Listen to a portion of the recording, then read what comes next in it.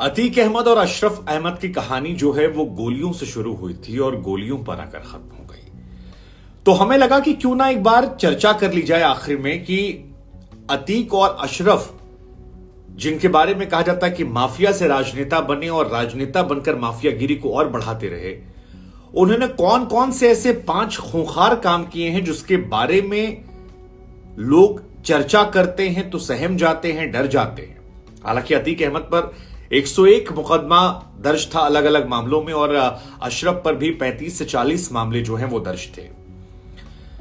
लेकिन 5 ऐसी घटनाएं जिसने इन दोनों को खूंखार बना दिया और इनके डर को प्रयागराज और आसपास के इलाकों में ऐसा फैला दिया कि लोग इनसे कांपने लगे।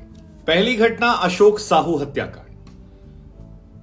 प्रयागराज जो उस दौर में इलाहाबाद हुआ करता था, 1996 में सिविल लाइन इलाके में अशोक साहू नाम का एक व्यक्ति होता है जो अपनी गाड़ी को ड्राइव करता है और तभी अशरफ की गाड़ी आ जाती है। वो गाड़ी को ओवरटेक कर देता है, दोनों के बीच में बहस होती है। वो अशरफ को पहचान नहीं पाता है और बहस थोड़ी सी ज्यादा हो जाती है और इसका असर यह होता है कि अशरफ उसे धमकियां दे देता है। अशोक साहू, जिसे बाद में पता लगता है कि यह शख्स कोई और नहीं बल्कि अतीक अहमद का भाई है, वो डरा सहमा अतीक अहमद के घर जाता है, हाथ पांव जोड़ता है, माफी मांगता है, कहता है कि मुझे नहीं पता था और गलती से हो गया, आइंदा से ऐसा नहीं किया जाएगा, कभी नहीं किया जाएगा।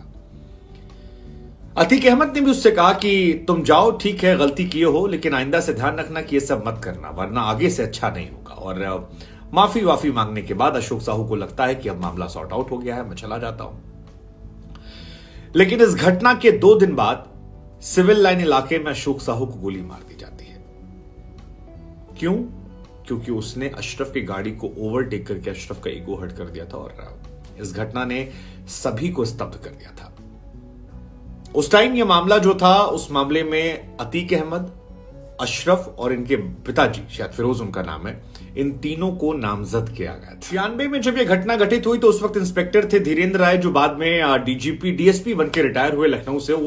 उन्होंने कई टीवी चैनलों को बाद में बताया कि एक इंस्पेक्टर थे वहां पर काजमी करके। वो जो काजमी साहब चंदौली थाने के इंस्पेक्टर थे, उन्होंने इस मामले में अशरफ को बचाने के लिए एक अवैध तमंचे के साथ अशरफ को गिरफ्तार कर लिया और यह मैसेज दे दिया कि अशरफ जो है, जिसने जाकर सिविल लाइन में अशोक साहू को दिन दहाड़े सबके सामने मारा था, वो तो वहां था ही नहीं, वो तो चंदौली में था।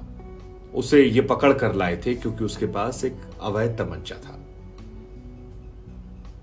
ये धीरेन्द्र राय जो इंस्पेक्टर थे, बाद में डीएसपी बने, ये कहते हैं कि हमने उनके पिता और अतीक को पूछताछ के लिए बुलाया, लेकिन ये मामला कहीं बढ़ नहीं पाया। और अशोक साहू हत्याकांड ये बताने के लिए काफी है कि अतीक और अशरफ का दबदबा जो है वो कितना ज्यादा था।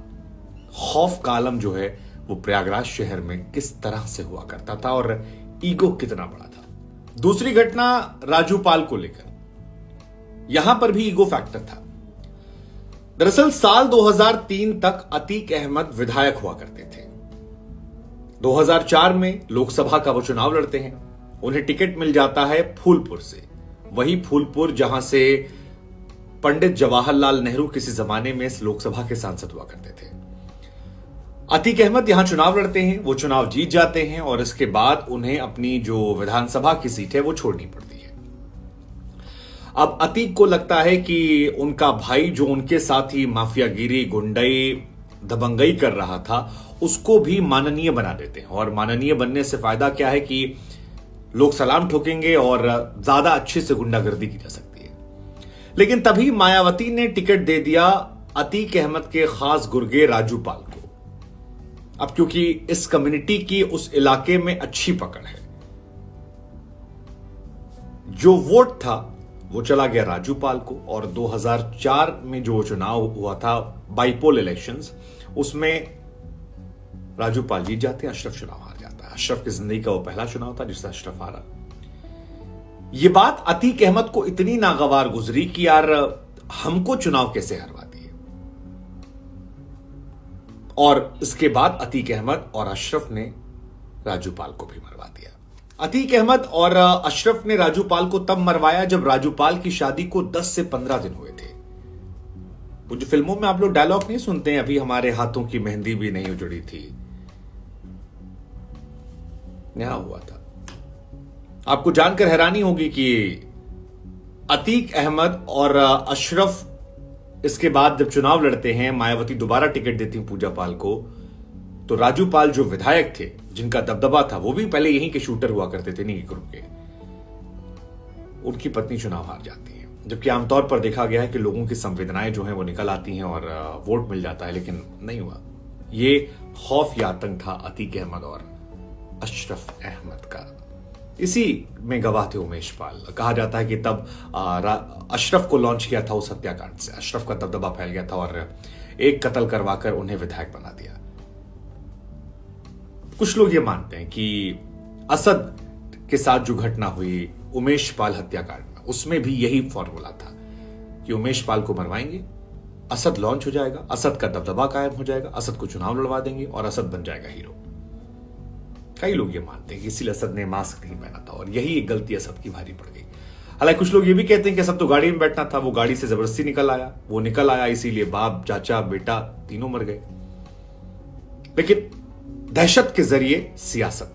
अतीक अहमद के डर और हनक की जो तीसरी बड़ी कहानी है वो प्रयागराज की ही है।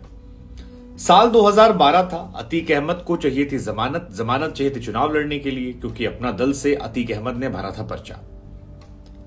अब अपना दल से पर्चा भरने के दौरान अतीक अहमद जब जमानत याचिका डालते हैं तो आपको जानकर हैरानी होगी कि 1, 2, 3, 4, 5, 6, 7, 8, 9 नहीं 10 जज ऐसे थे जिन्होंने अतीक वाले मामले को लेकर इलाहाबाद में सुनवाई से अपने आप को दूर कर लिया था।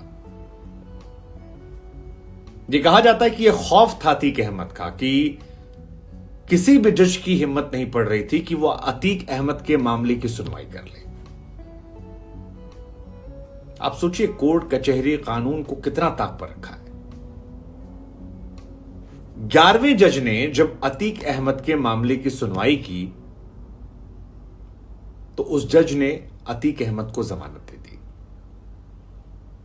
हालांकि अपना दल से चुनाव लड़ा इन्होंने, लेकिन इन्हें चुनाव में हार का सामना करना पड़ा और यह हार इनकी हुई थी वही राजू पाल की पत्नी के द्वारा, जिसे राजू पाल को इन्होंने 2005 में मरवा दिया था। 10 दिन पुरानी विधवा, उसी ने इनको हराया। एक गहरा सबक था। उसके बाद चौथी घटना जो है वो अतीक अहमद को लेकर साल 1979 की है। 1979 में पहली बार अतीक अहमद पर एक हत्या का मामला दर्ज होता है, लेकिन तब वो गुंडई, माफियागिरी, दबंगई, रंगदारी जो है वो सीख रहा था वहां के एक मशहूर गुंडे चांद बाबा से। कहते हैं कि चांद बाबा का उस दौर में खौफ था उस इलाके में और अतीक उन्हीं के साथ 17 साल की उम्र से जुड़ गया। धीरे धीरे बढ़ने लगा। बढ़ते बढ़ते बढ़ते अतीक की महत्वाकांक्षा बढ़ गई और अतीक को लगा कि साथ रहकर काम नहीं हो पाएगा और अलग रहकर चांद बाबा के साथ समझौता नहीं हो पाएगा। चांद बाबा का वर्चस्व बड़ा था। कुछ नेताओं ने अतीक अहमद को आगे करना शुरू कर दिया। पुलिस वालों का थोड़ा सहयोग मिला और उसके बाद अतीक को लगा कि चुनाव लड़ लेते हैं। 1989 में अतीक अहमद ने चुनाव के लिए तमाम पार्टियों को अप्रोच किया। किसी पार्टी ने टिकट नहीं दिया। इसके बाद अतीक अहमद निर्दलीय चुनाव लड़ता है। सामने चांद बाबा थे। चांद बाबा को चुनाव में इसने हरा दिया और लगा कि जब हम बन गए नेता तो फिर गुरु गुरु कहेगा, अब चेला आगे निकलेगा। और चेला आगे निकलेगा तो चाय की टपरी पर जाकर अतीक बैठ जाता है। चांद बाबा अपने गुर्गों के साथ रहता है और अतीक भरे चौराहे पर चुनाव जीतने के बाद उस शख्स को गोलियों से भून देता है जिसने उसे गुंडई का कहरा सिखाया था। चांद बाबा के पूरे गैंग का बाद में अतीक अहमद ने सफाया करवा दिया और कोई भी मामला अतीक अहमद पर इसको लेकर नहीं दर्ज हुआ। चांद बाबा। और आखिरी मामला जो हम आपको बताने वाले हैं वो लखनऊ के एक बिल्डर मोहित जायसवाल को लेकर है। एक प्रॉपर्टी अतीक अहमद को पसंद आ गई और प्रॉपर्टी में तो हालांकि प्रयागराज आसपास के इलाकों में बड़ा चर्चित है कि अतीक को जो प्रॉपर्टी समझ में आ जाए वहां पर वो कब्जा कर लेता था। अतीक का एक बेटा असद जो है वो मार दिया गया है। 2 नाबालिग बेटे हैं, लेकिन जो तीसरा बेटा है वो जेल में बंद है। और वो जेल में इसलिए बंद है क्योंकि लखनऊ में एक बिल्डर है मोहित जायसवाल, उनके थ्रू एक केस दर्ज करवाया गया था। ये कहा गया कि अतीक अहमद के गुर्गों ने उसको उठाकर एसयूवी में ठूंसा और ले गए देवरिया जेल, जहां अतीक से मिलवाया। उसके बाद अतीक के गुर्गों और उसके बेटे ने जबरदस्त पिटाई करी।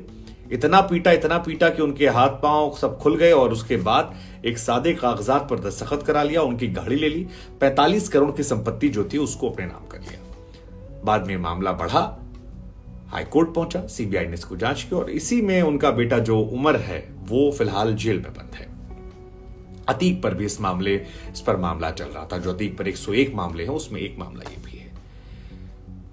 और उसी अतीक अहमद का अंत ऐसे होता है कि प्रयागराज के अंदर एक आदमी सर में आकर गोली मारता है, भाई को मारता है और दोनों मर जाते हैं। गोलीबारी से इस घटना की शुरुआत हुई थी, गोलीबारी पर इसका अंत हुआ। हालांकि जो अंत हुआ वो सवालिया निशान खड़े करने वाला है, लेकिन बुरे काम का बुरा नतीजा, शुरुआत भी ऐसे गलत